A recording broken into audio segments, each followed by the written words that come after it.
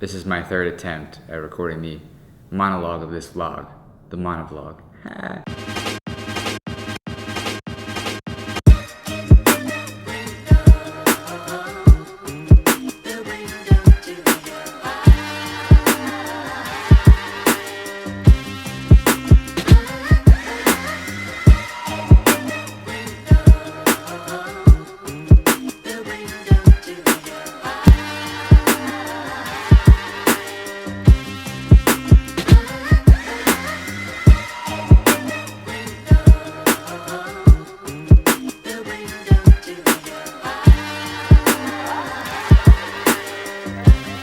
Not a picture.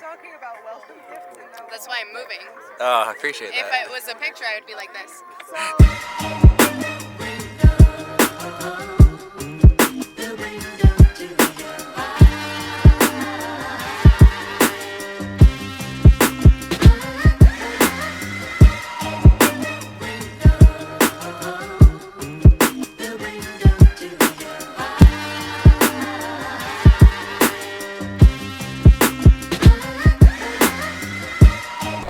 What's up?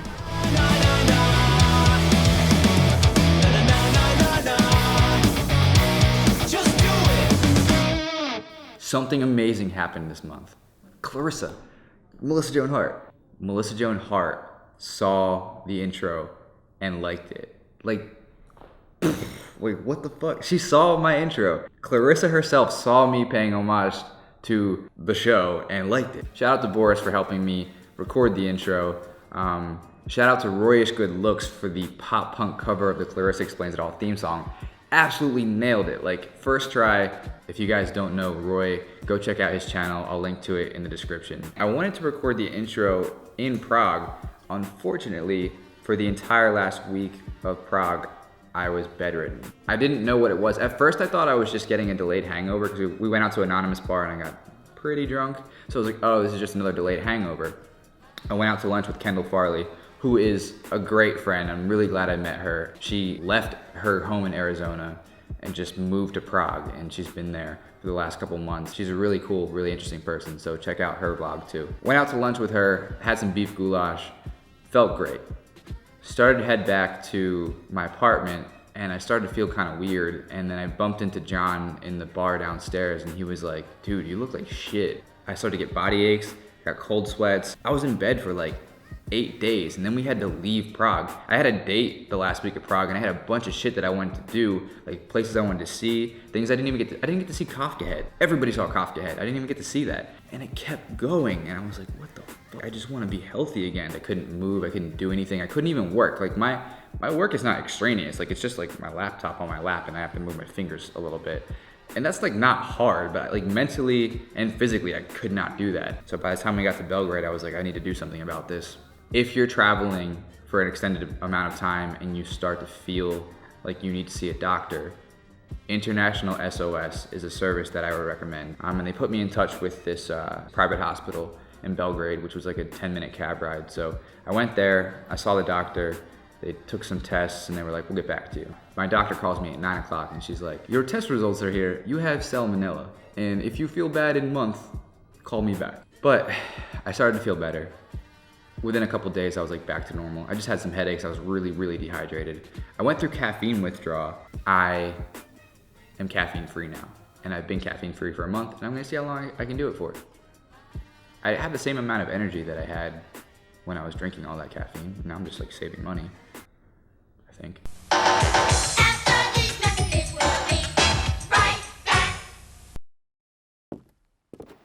Hi. I'm Dr. Salvador Manila, and I'm coming to you with Europe's hottest new diet craze, the diet they don't want you to know about. You've tried all the gimmicky diets like Slim Fast, Jenny Craig, Weight Watchers, South Beach, juicing, Hydroxycut? Look no further. Dr. Sal's got the solution for you. What differentiates this diet from all the other diets you've tried is a simple ingredient known as salmonella. The best part is, salmonella can be found in a variety of sources: eggs, milk, meat, salamanders. But my personal favorite, chicken. Now, you're probably pondering, Dr. Salmonella, why would I choose salmonella? Let me show you the perks. Hi, I'm Jim, 57 years old. After only 9 days on the salmonella diet, I lost 15 pounds, and my wife can get her arms around me again. This is great.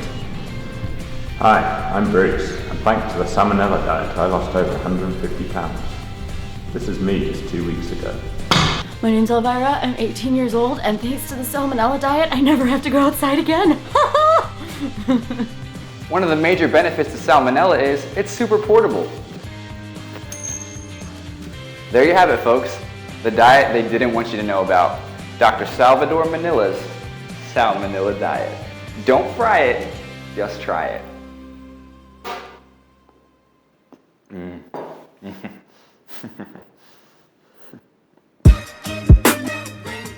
Belgrade is interesting. It's a lot different than Prague.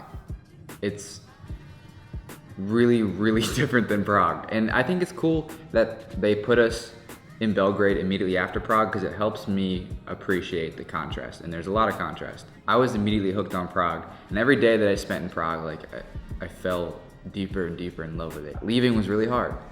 I got to Belgrade and I don't want to say that I resented Belgrade, but I kind of did in a way because I had to leave Prague. At first I didn't like it. It's changed a little bit. In the last week or so, things have started to turn. The accommodations this month are way different. We're spread out throughout the city. We did this thing that was organized by Kara called Around the World. It was 12 apartments and we would go, you don't know, I'm telling you. It was 12 apartments and we would stop at each one for about 5 to 10 minutes. We would get to look around, we would get some snacks and drinks, and then we'd be off to the next one.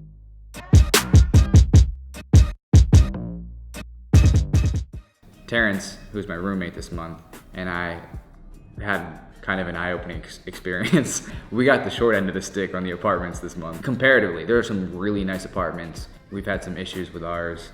Terrence woke up in the middle of the night in the first week and there were flying ants like swarming him. His closet collapsed and his bed isn't very comfortable. And I'm sorry, Terrence, it was just the luck of the draw. I got the better bedroom. The area that our apartment is in is great. We're right around the corner from Skidarla or Skidarska or Bohemian Street or Gypsy Street. There's a bunch of names that we have for it, but it's called Skidarla, I think. And it's this really cool cobblestone street where there's like a bunch of bars and cafes and they're like always going. There's always people out there. There's always remotes out there too. Like I actually try to avoid that street during the day if I have somewhere to be. There's a farmer's market right on the corner of our street. There's a lot of fresh produce. There's a deli. My favorite part about Belgrade compared to Prague is the ability for me to skate. Because last month, Prague was like 90% cobblestone.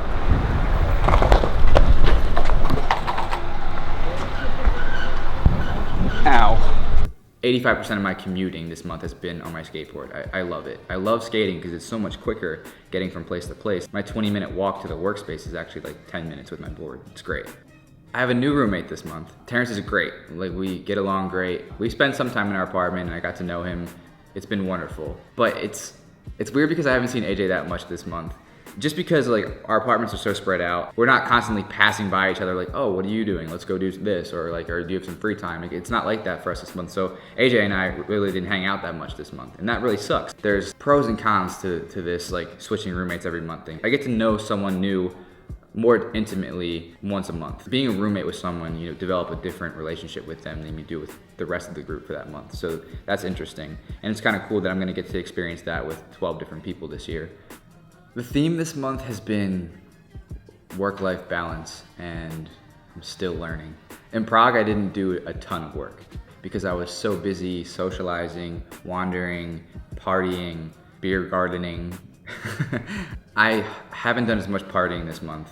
I haven't done as much socializing. I've been really focused on work, and it's kind of hurt the social aspect of my life. I feel like I haven't done as much this month as I did last month.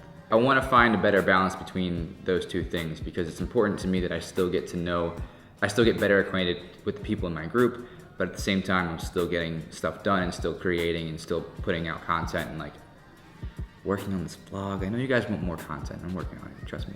But with that said, there were a significant amount of activities that I did this month. I went to an Olympic qualifying game for the Serbian national team, which is really cool. Like, basketball's a big deal here in Serbia. We played soccer this month. We had a great time playing. There was like a cement pitch. It had gates around it and walls. It was like FIFA Street. I want to say Nick Fico, 2016 MVP. He's like a brick wall in the goal with his glass legs. Fantastic goalkeeper. We have junctions every month which bring together our community with the local community. So this month there was the CEO and founder of an app called Cargo, which is basically Serbia's ripoff of Uber. He told us a lot about having a startup in Serbia, what the hurdles are like. It's bizarre, the stuff that they have to go through just to be able to run their businesses. One of the first nights of the month, we went to a floating boat dock with a pool, which is a club cafe. It's pretty cool. It's called Hot Mess. And we celebrated our 4th of July there, which is interesting to celebrate the 4th of July in Serbia. Bizarre. But it was a good time. There was a guy twirling fire. Spinning fire? Yeah.